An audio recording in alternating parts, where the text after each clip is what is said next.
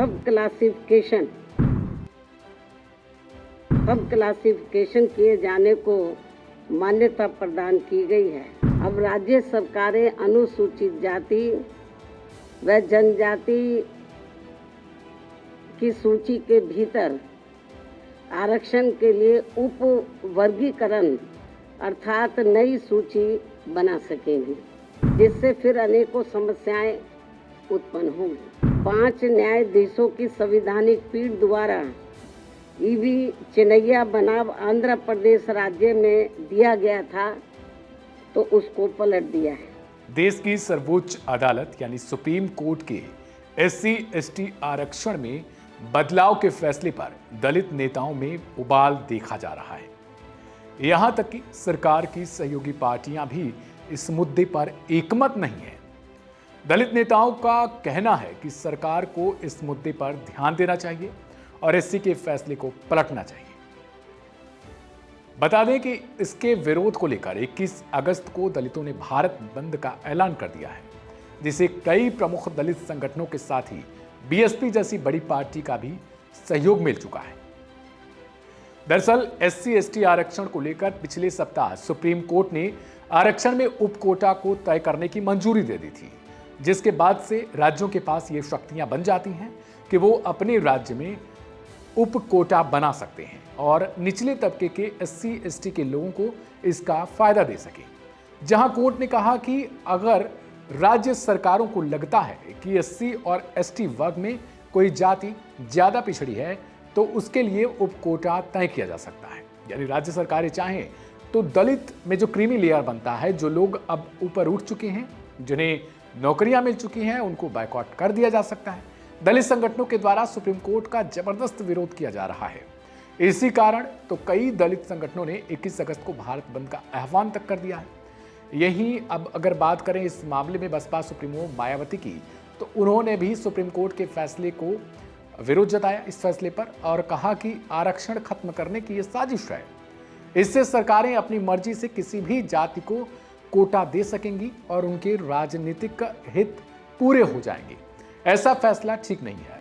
7 न्यायाधीशों की संवैधानिक पीठ द्वारा अभी हाल ही में 1 अगस्त 2024 को देश में अनुसूचित जाति व अनुसूचित जनजाति के आरक्षण के संदर्भ में जो एक अति महत्वपूर्ण निर्णय दिया गया है, तो उसके संबंध में अपनी पार्टी की प्रतिक्रिया जाहिर करने के लिए बुलाई गई है, जिसमें अनुसूचित जाति व जनजाति के लोगों को पुनः उप वर्गीकृत सब क्लासिफिकेशन अर्थात सब क्लासिफिकेशन किए जाने को मान्यता प्रदान की गई है, जिसको लेकर और भी बहुत सी बातें कही गई हैं।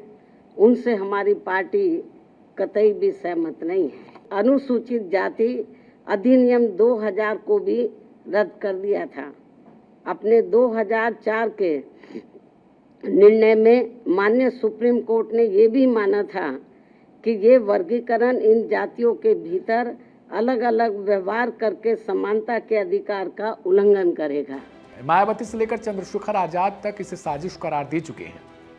चंद्रशेखर ने भी तो यहां तक कह दिया कि ये फैसले को देने वाले जजों के बारे में वो देखेंगे, उनके बारे में पढ़ेंगे, उसमें से कितने दलित जज थे, साथ ही कौन कौन से वो वकील थे जो इस केस को लड़ रहे थे। बहुजन नेता मायावती ने कहा कि सुप्रीम कोर्ट को अपने इस फैसले को पलटना होगा। इससे इन्हीं जातियों में आपसी टकराव बढ़ेगा और अंततः आरक्षण को खत्म कर दिया जाएगा और इसे फिर सामान्य वर्ग में बांटा जा सकता है। पहली बात, SC/ST का जो रिजर्वेशन है उसका आधार आर्थिक नहीं है कि उसमें क्रीमी लेयर या वर्गीकरण किया जाए। उसका आधार जो है वो अनटचेबिलिटी है, छुआछूत है, भेदभाव है, जातीय उत्पीड़न है।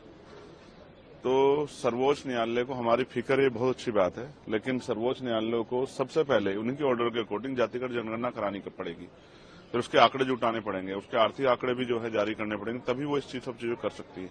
तो उनको करना पहले चाहिए। अगर वो दलित वर्गों के इतनी हितैषी हैं तो उनको सब सारा बैकलॉग भरवाना चाहिए और जातिगत जनगणना के ऑर्डर सरकार को देने चाहिए। अगर SC ST एकजुट रहेगा तभी अपनी लड़ाई लड़ पाएगा। हम तो लंबे समय से अभी जो है SGPG जो है वहां लखनऊ में और इलाहाबाद जो है यूनिवर्सिटी में जिस तरह से NFS करके हमारे लोगों को निकाला गया, ये स्पष्ट है उन NFS को भरवाने के लिए सरकार ने क्या किया है, उन NFS को भरवाने के लिए सुप्रीम कोर्ट ने क्या किया है, तो वो कुछ नहीं किया है। हाँ, हमेशा कोशिश ये की गई है कि इनके जो लड़ने वाले लोग हैं उनकी ताकत कम किया जाए। अब SC ST बंटने वाले नहीं, आप ही देख लो इस फैसले का कितना समर्थन, कितना विरोध हो रहा है, तमाम लोगों में इसका विरोध है। तो हम स्पष्ट हैं कि हम अपने लोगों को बंटने देंगे और हमें अपने लोगों की चिंता है। इसलिए हमने स्वतः जो है 1.5 साल पहले मांग की थी कि जिन जातियों को अवसर नहीं मिला है उनको उनका आरक्षण बढ़ा के 15% शेड्यूल कास्ट को मिलता है और 5% बढ़ा के उन बाकी जातियों को आरक्षण देने की व्यवस्था सरकार करे। ये 1.5 साल पहले हमने लखनऊ PC करके कहा था और दिल्ली में भी। और जो OBC की भी ऐसी जाति है उनको भी जो है 15% अलग से रिजर्वेशन देने का काम जो है 27% से अतिरिक्त सरकार करे, लेकिन कहां सुना, सुप्रीम कोर्ट ने भी नहीं सुना। तो जब आप EWS 10% दे सकते हो तो आप जो है 5% शेड्यूल कास्ट के लोगों को बढ़ा क्यों दे सकते? तो मेरा मत तो ये है कि 100% रिजर्वेशन 2% सरकारी नौकरी में कर देना चाहिए, 98% प्राइवेट सेक्टर है। आपको बता दें कि NDA में सहयोगी चिराग पासवान जो LJP पासवान गुट के नेता हैं, जो अध्यक्ष हैं उसके, उन्होंने साफ तौर पर कहा है कि वो इस फैसले का विरोध करते हैं। इस फैसले के खिलाफ वो फिर से सुप्रीम कोर्ट का रुख करेंगे और कहेंगे कि वो अपने ही दिए गए फैसले पर पुनर्विचार करे और इस फैसले को पलटे, क्योंकि ये जरूरी हो जाता है कि दलितों को आरक्षण उसी तरीके से मिलना चाहिए जो अभी तक चल के आ रहा था। उस पर हम लोगों की भी असहमति है और इस असहमति को प्रमुखता से हम लोगों ने दर्ज किया है। हम लोग इस बात को लेकर स्पष्ट है कि अनुसूचित जाति का आधार अनटचेबिलिटी है।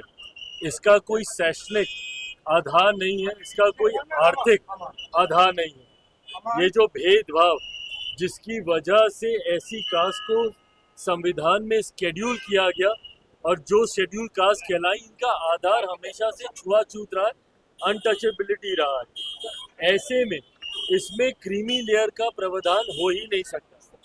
रिजर्वेशन विद इन रिजर्वेशन ये कहीं से जायज नहीं, क्योंकि आज भी इतने समय के बाद आज भी उदाहरण एक दलित लड़के का ही मिलता है जिसको घोड़ी पे चढ़ने से रोका जाता है, एक दलित परिवार का ही मिलता है जिसको मंदिर में प्रवेश करने से रोका जाता है। कई ऐसे बड़े नाम भी हैं, मैं नाम नहीं लूंगा, बट कई ऐसे नाम हैं जो बड़े पदों पर है, पर अगर वो मंदिर जाते हैं तो उसके बाद मंदिर को गंगा जल से धुलवाया जाता है।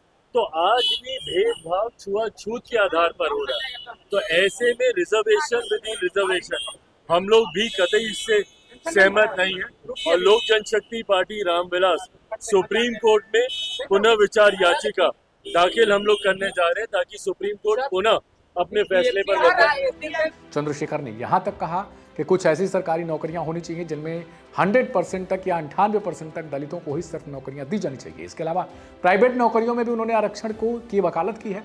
आपको बता दें कि अपने पड़ोसी देश बांग्लादेश में कुछ इस तरीके के हालात हो गए थे जब वहां के उच्च न्यायालय द्वारा एक फैसला दिया गया था जिनमें आरक्षण को लेकर था कि पूर्व सैनिकों के परिवार या फिर जिन्होंने आज़ादी के वक्त जान गंवाई, उनके परिवारों के लिए आरक्षण की व्यवस्था की गई थी। इसी आरक्षण के खिलाफ छात्र और जो गुट हैं उनके वो मैदान में उतरे और जाहिर सी बात है कुछ राष्ट्र विरोधी ताकतों ने इसका फायदा उठाया और अंततः बांग्लादेश में तख्तापलट हो गया। अब देखने वाली बड़ी बात है 21 अगस्त को भारत में क्या कुछ होने जा रहा है, भारत बंद का कितना असर देखने को मिलता है। फिलहाल इस खबर को लेकर आपकी क्या राय है उसे कमेंट बॉक्स में जरूर ड्रॉप करें। मैं था आपके साथ वन इंडिया से दिव्यांशु सिंह। नमस्कार।